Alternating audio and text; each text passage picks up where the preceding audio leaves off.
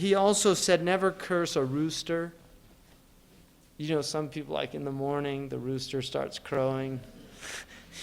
He said never curse a rooster because they're waking people up for prayer. So the rooster is a blessed animal, and the Prophet ﷺ did have one. He also had, there were cats in the house. There were also dogs in the early period. Aisha had a puppy dog. Jibril complained about it, and the Prophet ﷺ did not keep any dogs in the house after that. But there were dogs in Medina. The type of attitude that Muslims have towards dogs is completely unacceptable. The three Imams consider dogs to be najis, that they're unclean animals. Imam Malik was not of that opinion. His proof to me is a stronger proof. The hadith, إِذَا وَلَغَ كَلْبٌ فِي إِنَاءٍ فَاغْسِلُوهُ سَبْعًا, if a dog licks in a bowl, clean the bowl 7 times. Imam Malik said, had it been for najasa, he would not have mentioned a number. Because to remove najasa is just whatever it takes to remove it.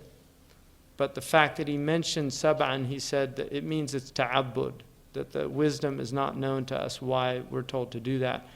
But Malikis have never had a problem with the dogs.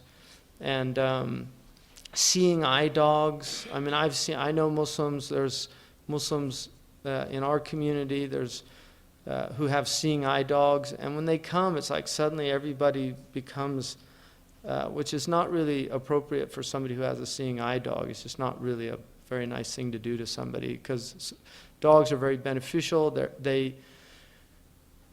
They're also animals that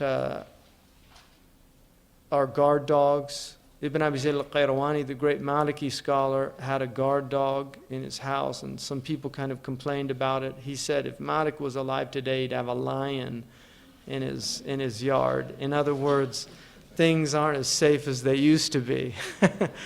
So if you know a Muslim that has I had one of my teachers had a guard dog, and I saw with my own eyes, because I used to eat with him, and with my own eyes I saw this. He would take the couscous, put it in his left hand, and feed the dog while he was eating dinner. I saw it with my own eyes. You know, so, and I don't know anybody that has the wara' of that man. I've never seen anybody that has the wara', the scrupulousness of that man. Hafidhahullah. So dogs, just be nice to dogs. That's my message there. Don't. The kalb al-aqur, which the Prophet said to kill, is like a rabid dog, a voracious dog. But just the dogs that you see in the West, really don't. It's just people have dogs. They're dog people, and they need to become Muslim. They can become Malikis,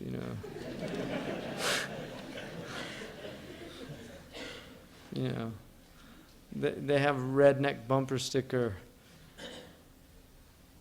My wife definitely, my dog maybe, my gun never. Right? Yeah.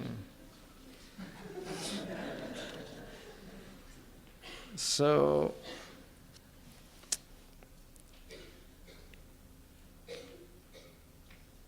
and then the cats. Somebody mentioned yesterday that the Prophet had a cat with a name. I don't know that. I tried to find that, but I could not find that. But we know the Prophet liked cats. He called them tawafat, things that live around the house. Cats are very good. They kill harmful animals, rats that carry diseases, snakes, and they're special creatures. I mean, they're amazing creatures. You can learn a lot from watching cats.